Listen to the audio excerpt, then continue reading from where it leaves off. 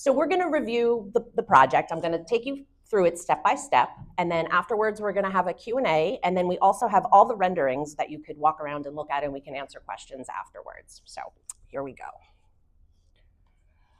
Okay, so despite our humble beginnings, FLPL's rich history and accomplishments are embedded in this wonderful borough. So we started the library in 1919 as a real estate office on Lemoyne Ave. And it's appropriate, Michelle talking about the PTA, because it was started by the Mothers and Teachers Club of School 1, which was the back in the day PTA. In 1922, the borough built a small library at Main Street and Center Ave. And then in 1930, the library moved into the new municipal building, which exists today across the street, where it remained all the way until 1971. Does anybody remember that area of the library?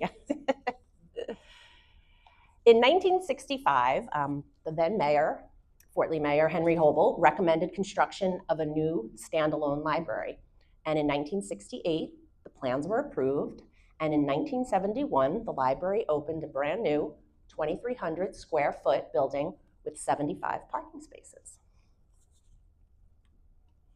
In 1997, the Board of Trustees, recognizing that we needed more room, especially for the children's department, they added a 9,000 square foot addition. It's towards the parking lot, the sliding doors where you come in, and it added a new children's room and the second level above it.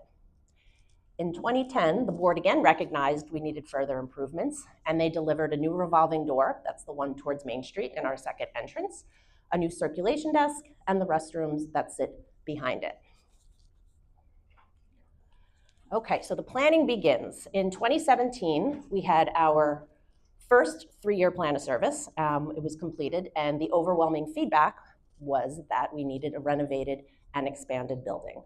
In 2018, we began to work with architect Arcarian Iovino, local architect who does a lot of libraries throughout the state, and they created some initial plans for us. In 2019, with the help of the Friends, fundraising began. We were off to a great start. We had a $50,000 pledge, and then COVID hit, unfortunately. So that put us back a little bit. In 2022, we conducted a second strategic plan, doing in-depth research on the community needs. We did a town-wide survey. We did focus groups. We had public forums. So a lot of the community was consulted on many of the changes that you're seeing today. In 2023, we delivered that 3-year strategic plan, which pretty much said the library is needed more than ever, and everyone recognized that we needed to upgrade the building to be as wonderful as all the patrons that are coming in the community at large. In 2023, the Friends kicked off the 1919 campaign, which is the year the library started, to resume our fundraising. And based on all that feedback, we were in a different world. It was post-COVID, so we recognized that we had to go back to the architect and update the plans for the new reality after COVID. So Arcari and Iovino updated the plans based on all the feedback we received through those years that we were working on collecting information. Okay, so we would like to build our library together. The total cost of the project is about $7.5 million, and I'm gonna take you through, we're gonna do this work in 2 phases. So here we go. So phase 1 is completely funded. It's $2.3 million. It's gonna cover 8,300 square feet, which actually is only 28% of the entire building. We're gonna deliver a new technology training lab, and I'll get more into the logistics of where everything is when we go further on in the slides. We're gonna have a new seating area upstairs. We're gonna be able to add 5 small study rooms and 3 conference rooms. We're gonna be able to redo this meeting room, give it like a big overhaul, remove the carpet from the walls, bring us up to date. And we're also gonna have a cafe, which sits when you leave the meeting room to the left there, and hopefully have a vendor come in and be able to provide refreshments and coffee throughout the day. Construction is planned. It's actually, we're gonna be going out to bid in the next 2 weeks, and we should be starting construction, not so much late fall, but early 2025, like right after the holidays is our target. Okay, so I'm gonna walk you through some of the renderings, and again, these renderings are also in the back of the room. So this would be walking as you walked in today. To your right, you'll have the cafe, and then straight ahead is the meeting room, which you see here. We're changing the orientation of the meeting room so everyone would actually face this way. And it's gonna have state-of-the-art equipment. It'll be acoustically sound, and we're very excited because more than 75% of all of our programs take place in this room. This is another rendering of the meeting room, again with the new orientation facing to my right. The tech lab is going to be one floor above us in the corner towards Main Street, and we're very happy to deliver this because our needs for technology just keep growing. So this is where the tech training center is going to be, and then this is staff offices, which are moving downstairs to make plans for our second level. Okay, so phase two, this is where we need your help. Phase two is $5.2 million, and it's 23,000 square feet. It's a complete renovation of the rest of the building, and it's also an expansion. So when you walked in through, if you came in through the sliding doors, that overhang is going to be filled with library space. So that's adding 2,800 square feet on 2 floors, and it would also move the entrance over more towards the middle of the building. We're going to be able to provide even more study rooms. We are going to reduce the noise. Has anyone been here after school? Okay, so we're working on, we have that atrium, which it looks lovely because the light flows up, but makes a lot of noise, and all the noise from the teens. We have about 100 to 150 teens that congregate down here, and it's like they're sitting right next to you when you're upstairs. So this is going to address that. And what's really nice too is it's going to completely renovate the interior. Every place that we don't get to in phase one will be renovated with new furniture, flooring, and lighting. And very exciting is a new teen room, which will be enclosed. So that'll keep the noisy teens from their talking to go upstairs. And we're going to also have a new children's center. For those of you who have visited the children's room, there's not a lot of seating. This is going to really take care of that problem. Okay, so this is an up close of the rendering. So when you came down the stairs, that would be the teen room that's enclosed in glass. And there's going to be on the second floor more glass partitions, and that's also going to stop the noise from going all the way up. And the reference area, so this is the elevator on the other side of towards the parking lot, and this is what's going to help us with all of that noise. They're going to put glass partitions. The entrance to go upstairs is going to move. This is the current reference area now. The reference desk is here. Circulation is here. The reference desk will move over here, so all of our staff will be together over here, and there'll be a door so staff can communicate with each other. We're very excited about this for the noise. Okay, and then the Children's Center is popping out. So this is all new area here for the Children's Center, and this is going to be the new entrance, which moves a little bit more towards the middle of the building. And what we're really excited about, we're going to be able to have better sight lines too, the way we're rearranging the way the room is. And then this is the really, really fun part. So on the second floor above the children's room, they're going to have a dedicated program room. So technically, when we have those 75% of all programs are held in this room, we'll now have 2 spaces in the morning. So we'll be able to offer even more programs. And the children's staff is really excited because it's going to have a sink. They do all those crafts. So we're very excited. This is going to add a lot of extra space. It could also double up in the evenings for adults, for adult use. So this will make a huge difference in the way we offer services and programs. Okay, so let's get into the nitty-gritty of where everything is. So the lower level, you came down the stairs over here. This is where the teen area is currently. This is where that enclosed teen study will go. This is phase 2, everything in blue. What we're doing in phase 1 is all in green. So here's the meeting room where we sit now with the new orientation of the room. And then this is where a lot of stuff is going to happen. So currently we have staff over here, and we have our staff kitchen here. The staff kitchen is actually moving up to the second floor, and by moving all the staff that's in there, we're going to get a big conference room, and 2 quiet study rooms, which do not exist now. This is going to be the snack bar for the vendor for the cafe. They're going to have a storage area, and then our staff are moving into this area here. We are currently investigating software, so people will be able to reserve rooms online for certain periods throughout the day, and these rooms will all be reservable when they're not being used for library programs. Okay, now we're going up to the first floor. Remember, blue is phase 2, green is phase 1. So I'm gonna go over phase 1 first. That's the computer lab that we mentioned. So if you're coming in from the revolving door, you see the circulation desk, you go left, we'll put a computer lab here. We'll have, actually my office, the admin offices are gonna go here. And then all of this area is gonna have new seating, new lighting, new carpets. And we're hoping that when people see how wonderful this looks and how updated and fresh, that they're gonna say, why don't you do all of this area so it matches the new spot? So it's gonna hopefully entice people to give more to our fundraising effort. So the circulation desk will stay where it is in phase 2. The reference desk moves over here. You know, we'll configure our computers and all of our seating over here. We have those glass partitions here. The sliding door is currently like right here. So the entrance, the new vestibule is gonna move over a little bit.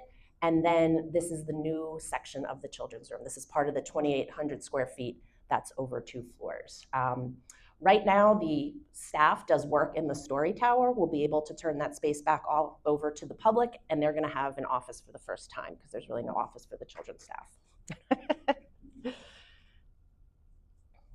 Okay, and then the second floor, the part that is gonna be done is does anyone, you guys have visited my office once or twice, right? So upstairs we have a place where we hold some ESL classes, and there's the admin offices. So this is my current office. That's gonna become the staff lounge. This is the lobby that enters into that area. We're gonna have 3 study rooms and 2 big conference rooms, which do not exist now.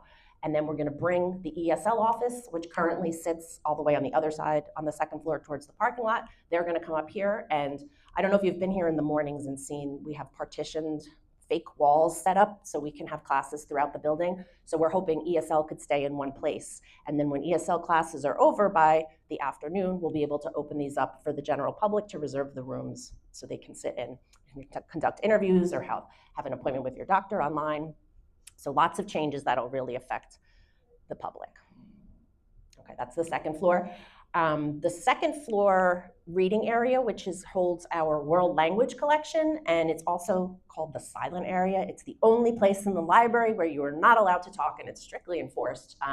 We'll redo all of that so it matches the rest of the building with the new furniture, new lighting, and new carpets. And then bringing you back over here, you know we have an empty space. There are 2 floors, our 2 second levels don't connect. So on this side, you have that new program room that I was talking about that the children's room is gonna get. We're gonna actually have 2 more study rooms that are in there. And then the conference room will kind of remain, but just be moved over. And I'm sorry, there's 3 study rooms. And then also we're giving more space over to the public back here, which is currently the ESL office. We'll be able to turn that into study rooms as well. And then again, everything will be updated and refreshed with lighting, carpeting, and furniture. So that takes you through all 3 floors. Okay, so where have we received the money to do phase 1? We had a fulfilled pledge of $50,000. We were very lucky to receive a grant from the State Library Capital Projects Fund in the amount of $1 million. The library has been trying to save through the years, so we have about $1.3 million in savings to contribute to the rest of the project.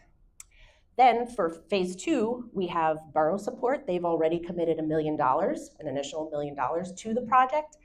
And we have our Friends contributions, which if you're looking at your flyer, that's the old number. Friends has raised even more money since we printed that. And that gets us to our number of the $4.1 million to be raised for phase 2. That's how we're paying for it. It's a long way to go to the $4.1 million, so that's why we're having these talks today, and we're hoping that you're gonna help us spread the word. So we figure if everyone talks to at least like 3 people to get them excited, maybe we'll see more donations come in. Okay. So phase 2, begins with you. The borough, aside from their $1 million, is very committed to ensuring the future of the library as we go forward.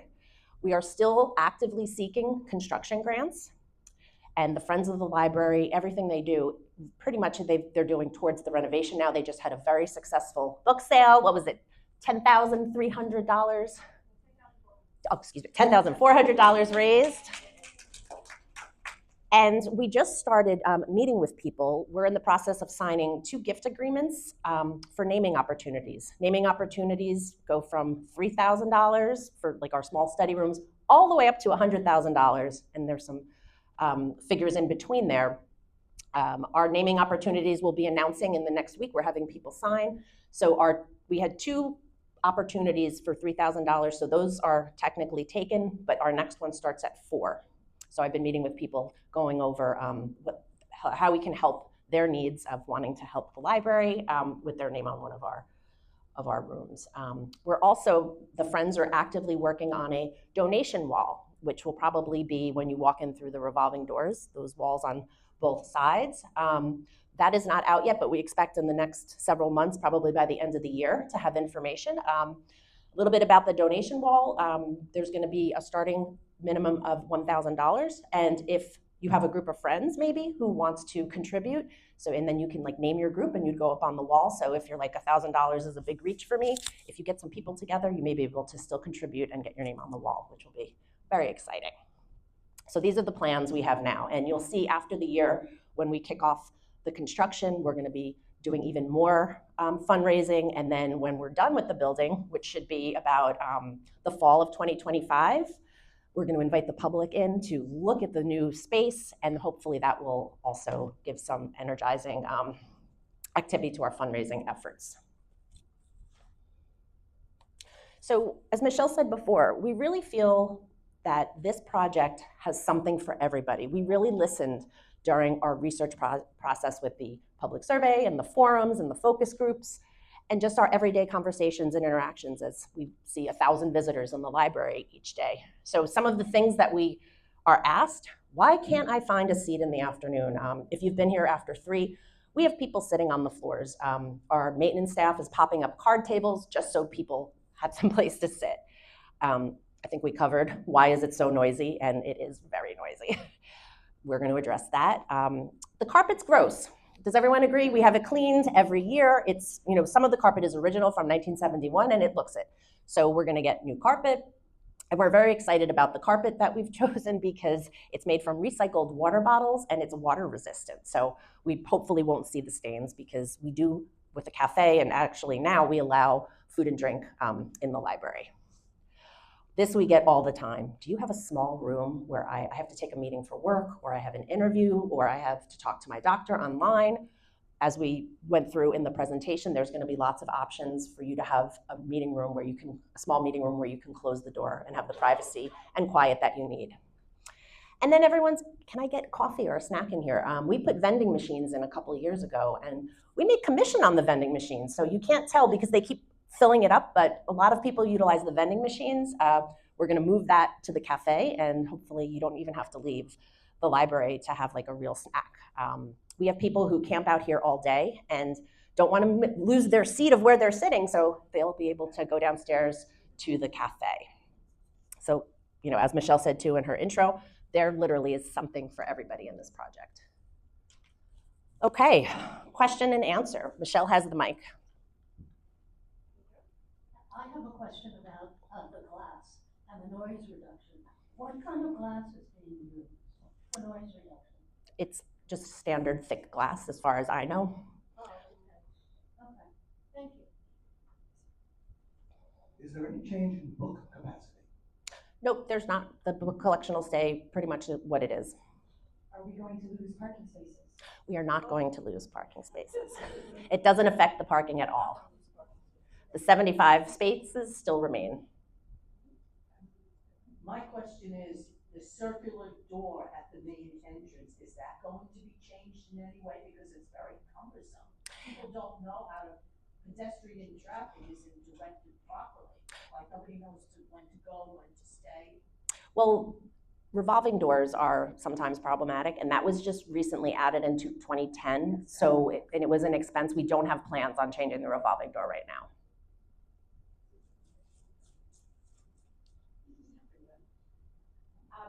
will the book groups and the poetry sessions be able to continue when you're having renovation? Yes, we're going to do a combination of taking them online, like we did through COVID, and then also we've been talking to some of our partners in the borough. So the senior center is probably going to be where we hold our book groups, which is right across the street. Or hopefully the poetry too? Yeah, we will need to have reduced programming, and we're focusing on. We've been working with the boroughs because we're focusing on children under 5 is going to be a big focus for us, and we'll be using hopefully the rec center in some mornings. We're also looking for a spot for our teens, and then that'll free up room for us to work with adults. Also, we're going to do ESL classes on a limited basis, but it's going to be only for real beginners who really need the help to navigate through the community, to be able to go to the bank and talk to the schools. But the senior center has offered us space, and I don't know if you realize, the senior center has an upstairs that we currently use now. We have mahjong practice there, we hold other programs, we've had dance programs over there. So we're already using the senior center because we don't have enough space here, but we're gonna do our best to continue programming. But just to say, it won't be as robust as it usually is. And another question, in the renovation, will there be rooms for the book groups and the poetry and that? Yeah, all those conference rooms, those are where we envision, because we'll have more conference rooms now, so we can do more programs simultaneously. I know that the borough has committed $1 million. Mhm. Is there any talk, anything in the pipeline that will be more? We're hoping more is coming down the pike. Where do construction grants come from? Our construction grant came from the current one that we have. You want to get more? We want to get more, so we applied, there's capital fund projects through senators that get to pick projects. So we actually moved on through, I think we applied for 3 it was with Cory Booker. So that one went through to the next phase. It's a very big process. You got to remember, we're competing with people throughout the country. So we know we went on to the second step, but there's many steps involved. So that's one place where we were looking through capital funding through the federal government. And our grant through the state library actually came through money that was left over in the US Treasury from COVID. They had put all this money into COVID, and then now thankfully we don't need it anymore. So that's why that was available to us. There's also some legislation that there's gonna be, there was a Library Bond Construction Grant Act that we applied for twice. We did not receive it, and based on all the libraries that applied for it, a very, very small percentages of libraries did get it. But there's legislation now that they're gonna try and make that more of an annual ask. So we're hoping that we'll be able to do that as well. And there's private, we're exploring everything. We're gonna be exploring private funding too, not just through the federal and state governments. Is that your job? Who does that work for you? Yes, the library and the board, the staff and the board. So that would be me and the assistant director and the library board. And we also worked with a grant writer, Millennial. The borough has a grant writing company that they contract with. So they helped us with the state grant. So we have someone to consult with. Interesting. The Barrymore Theater, any performances will take place there in this absence that you can't use this? Yeah, actually, we have 2 performances. Our November calendar is going to be coming out. We did a very small programming calendar because we didn't know what the timeline was going to be, and we didn't want to commit to performers and then have to cancel. But we do have 3 performances at the Barrymore, 2 in November, 1 in December, and we'll continue to do, hopefully, at least once a month while we're doing construction. And in January, we'll also be doing our big Lunar New Year celebration, which is where a lot of the staff time goes in January at the community center on January 18th. I have 2 questions. Will you still be carrying the DVDs and the old media?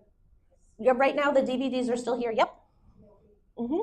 Yep. We don't have plans right now. We did remove our CD collection a few years ago because of no use. I will say that our circulation on DVDs has gone way, way down the last couple of years, but we still have plans to maintain a small collection. And remember, we belong to the Bergen County Cooperative Library System. So if we don't have something here, you have 75 other libraries. It just takes about a week for it to get to you. Could you just repeat the projected end dates?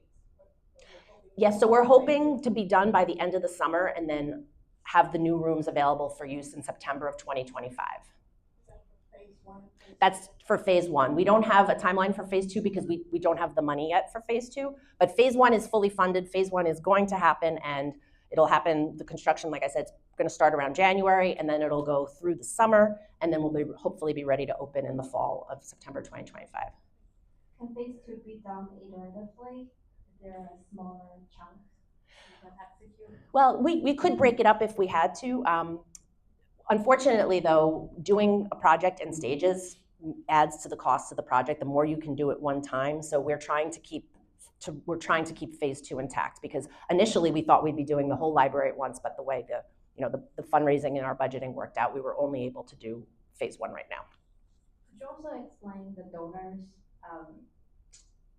naming options? Yeah, so if you're interested in a naming opportunity, you can make an appointment with me and we go over what naming opportunities that we have. So pretty much you pay an amount of money that's a percentage of what the construction of the room is, and then that gives you naming rights. We have a whole naming policy, and then the donor signs a gift agreement. This has to all be approved by the library board. And like I said, we've sold 2 of them already. We have 2 confirmed. So just so people have an idea, what are some of the rooms that they could get their family name on, or? Yeah, sure. So right now for phase one, it's the small study rooms, the conference room, the tech training lab, this meeting room, the cafe. Do you anticipate that the library will close when any of this? We will only have to close when they do demolition, which should be about a 2-week period just because of the dust. But we'll have COVID-like services. So we would keep, our plans right now is that the children's room would be open during that time, so you could pick up items. You won't be able to go in and browse the children's room or the rest of the library, but you don't have to go to a surrogate library. Like right now, TNEC is closed for a very long time, and they have a library that's acting as their home base. We'll be able to act as our own home base even during that 2 weeks. Will we still be able to request books? Oh, there we go. Yes. Online. Will there be any impact to library staff post extension, because you'll have more rooms and more programs? Well, we had added some staff last year. Our numbers are going up and up. We're in the process of evaluating our 2025 budget, but we will make sure within the budget that we have that there's enough staff to deliver all of the services.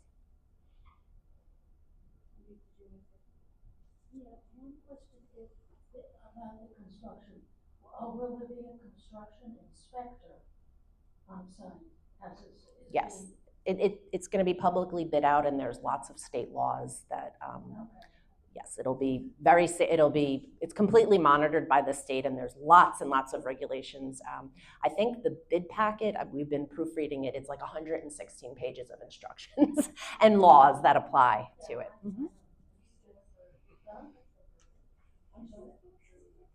Yeah, architecture, engineering. Yes. And construction, Yep. yeah. So construction inspection is very important. It has to be top-notch.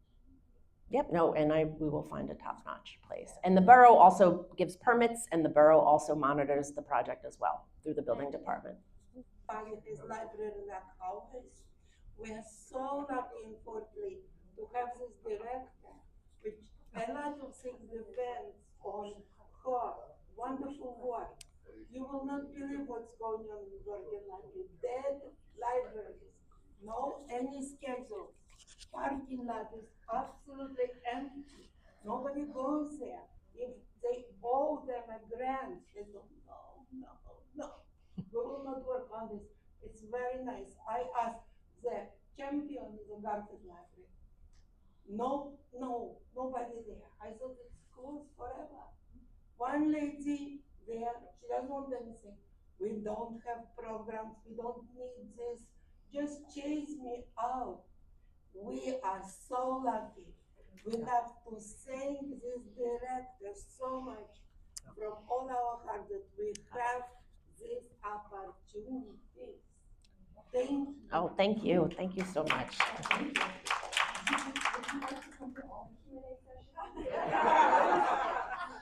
Take all the flyers. Do you want to do the last one? So, so we're talking about this $90 per person, or 1,000, or 1,000,000, or whatever you got. That QR code brings you to the same URL right there. We set up an online donation portal so you can give with ACH, credit cards, PayPal, Apple Pay, Android Pay, Venmo.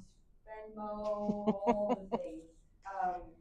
And then the one that I like is the check, because then we get to keep all of it. I don't have to give the money away to any of the online thieves.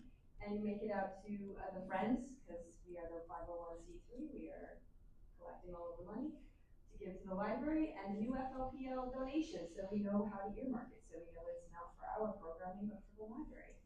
And Chris, that's her email address, because if you want to name a room, you'd like to be on a donor wall, you'd like to make a major gift, you'd like to make it in memory of someone, all of the things, she's the person to talk to. And as we all know, she's amazing, so she will make that happen. I just actually want to thank all of you for coming. This is a passion project of mine. I am also, like Paige, a volunteer. I don't work for the library, literally I cannot. I don't get paid. I spend a lot of my own money making sure these things happen.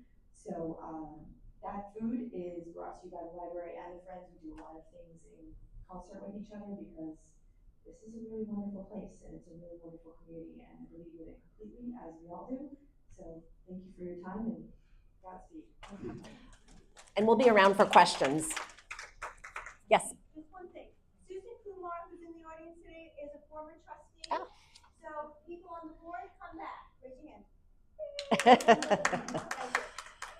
I love this library. I love all libraries, there can be sanctuaries, but I love this library especially. Thank you, Susan.